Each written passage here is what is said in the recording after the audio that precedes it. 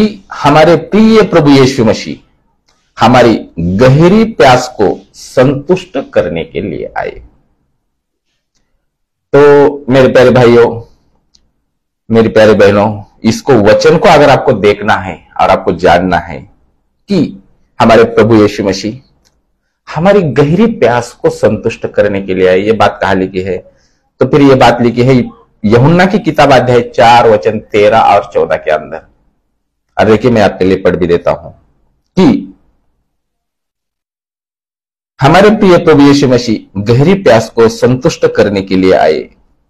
वचन 13 में लिखा है, यूहन्ना की किताब अध्याय 4 और वचन 13, यीशु ने उसको उत्तर दिया, जो कोई यह जल पिएगा वह फिर प्यासा होगा, परंतु जो कोई उस जल में से पिएगा जो उसे मैं दूंगा वह फिर अनंत काल तक प्यासा न होगा, वरन जो जल मैं उसे दूंगा वह उसमें एक सोता बन जाएगा जो अनंत जीवन के लिए उमड़ता रहेगा। इसके लिए हमारे प्रिय प्रभु यीशु मसीह स्वर्ग से इस पृथ्वी पर आए। तो मेरे प्यारे भाइयों, यहां पर हमको जानना है या हमें इसको संदर्भ के साथ समझकर भी लेना है। अगर हम संदर्भ से पढ़े तो प्रभु यीशु मसीह ने उसके प्रश्न का उत्तर नहीं दिया जो सामरी स्त्री के साथ प्रभु यीशु मसीह बात कर रहे हैं, लेकिन याकूब के कुएं के पानी के पीने के बाद भी, यानी कि याकूब का जो कुआं था उसका पानी पीने के बाद भी प्यास की सार्वभौमिक पुनरावृत्ति पर जोर दिया गया है, ताकि उसे इस विचार की ओर ले जाया जा सके, उस सामरी स्त्री को और आज हमें भी, कि प्रभु यीशु का जीवित जल व्यापक रूप से भिन्न है। इसके अंदर हमें लगभग 7 बातें देखने के लिए मिलती है इस जीवन के जल के ऊपर। तो इन 7 बातों को अभी हम निकाल कर देखने वाले हैं और हम समझ कर लेंगे कि पहली बात यहां पर हमको यह मिलती है कि प्रभु यीशु मसीह जानते थे कि यह महिला और गांव के सभी लोगों को अपनी प्राकृतिक प्यास को संतुष्ट करने के लिए प्रतिदिन इस कुएं पर आना पड़ता है जो याकूब का कुआं था। इसलिए प्रभु यीशु ने आत्मिक आवश्यकता की एक तस्वीर के रूप में प्यास का इस्तेमाल किया जो सभी लोगों में पाया जाता है।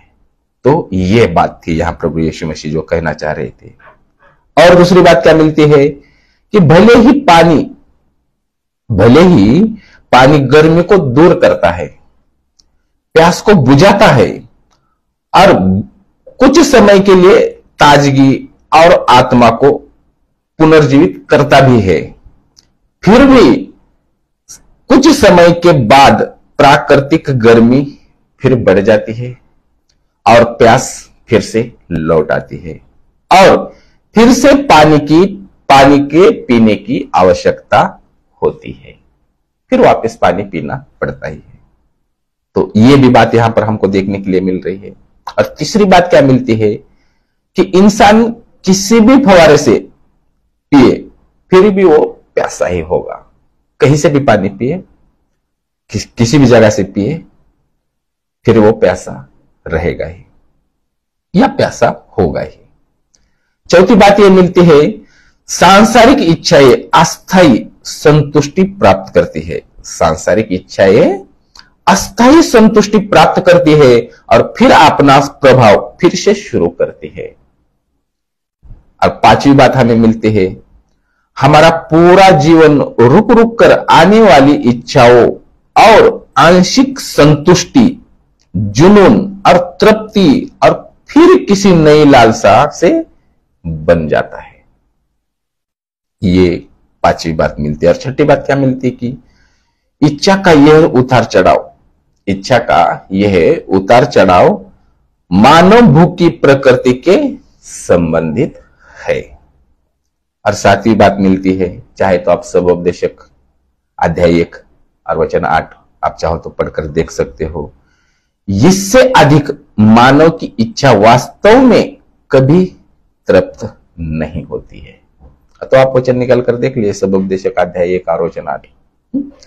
मानव की वास्तव की इच्छा कभी तृप्त नहीं होती जब तक, अब खास बात, जब तक वे परमेश्वर में विश्राम नहीं पाते, तब तक हमारी आत्माएं कभी शांत नहीं हो सकती।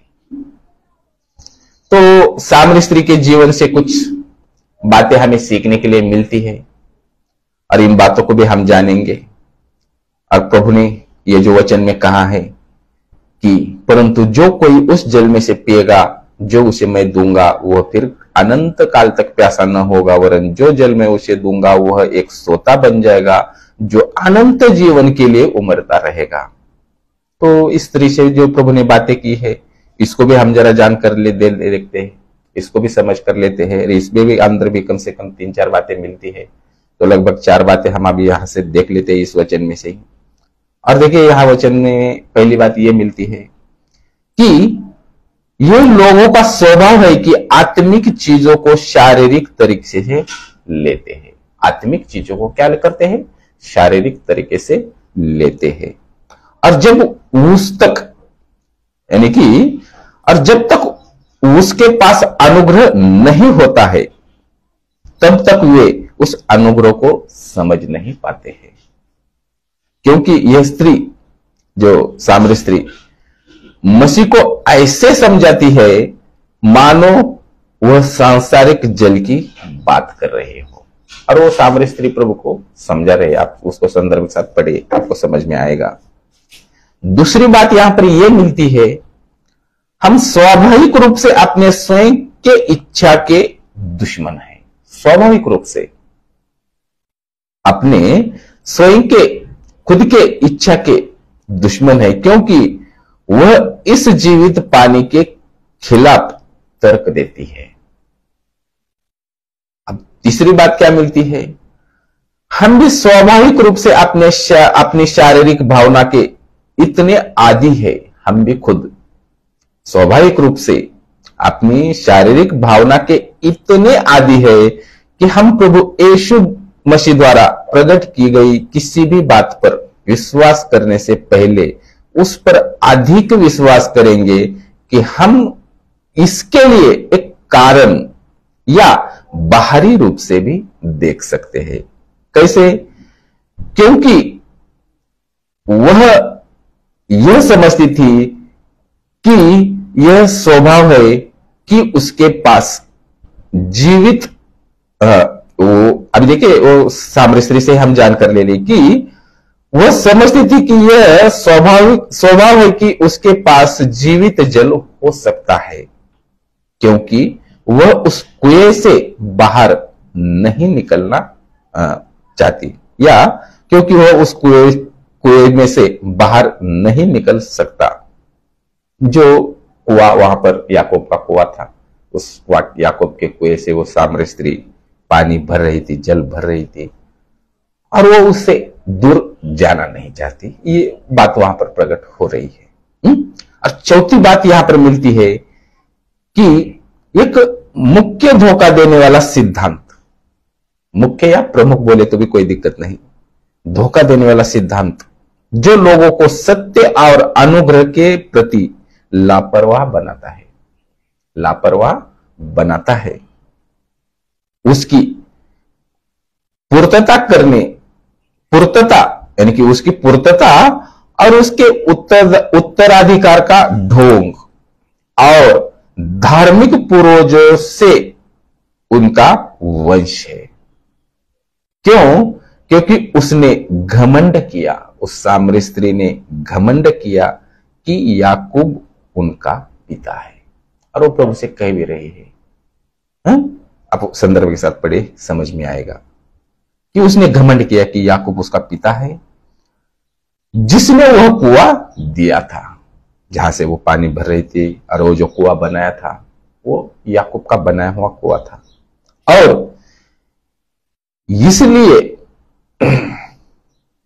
उसने उस उत्तम की भेंट को तुच्छ जाना।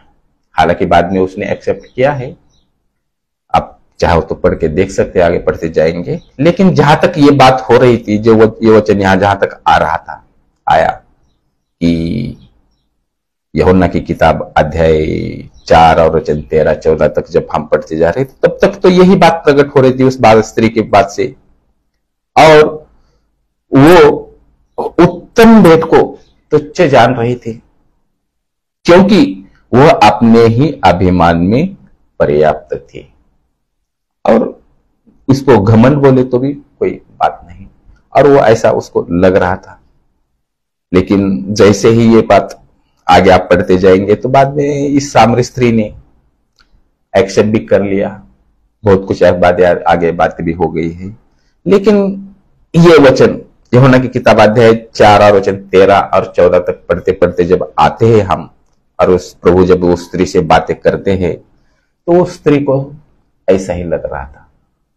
तो वो परमेश्वर की भेंट को तुच्छ जान रही थी। आज भी जगत के हमारे भाई, हमारे प्रभु यीशु मसीह का जब उनके पास सुसमाचार आता है, तो आज भी वही बात, आज भी वो तुच्छ ही जानते हैं, वो नहीं समझ पाते हैं, और वो भी आत्मिक बातों को समझना कर लेना नहीं चाहते, जो कि प्रभु यहां पर कह रहे हैं।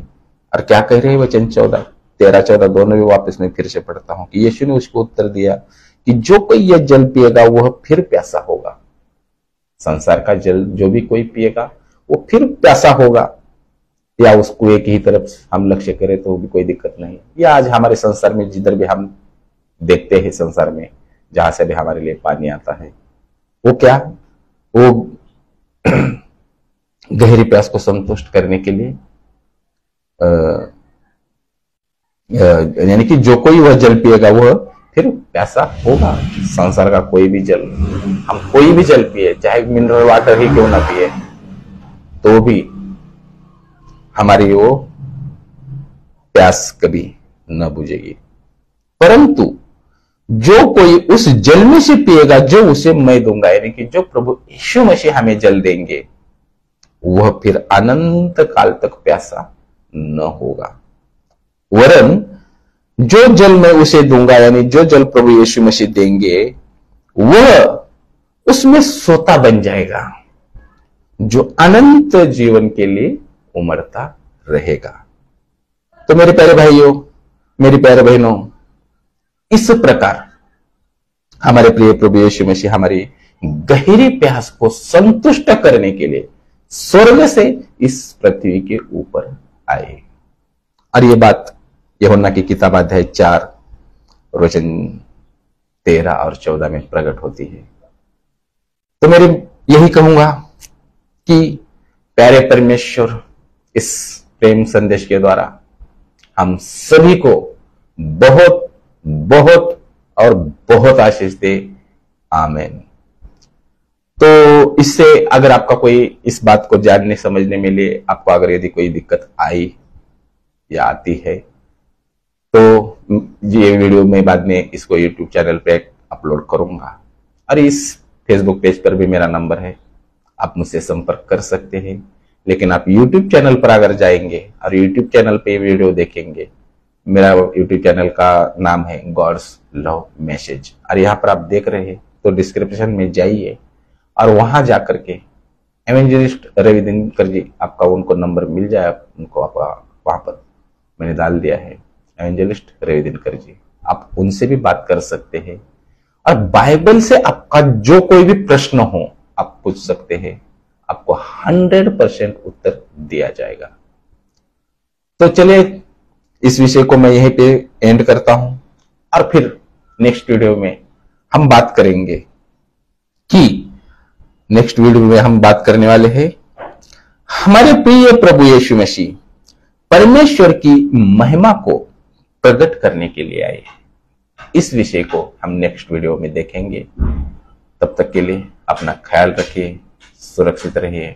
जय मसीह की, प्रेज द लॉर्ड।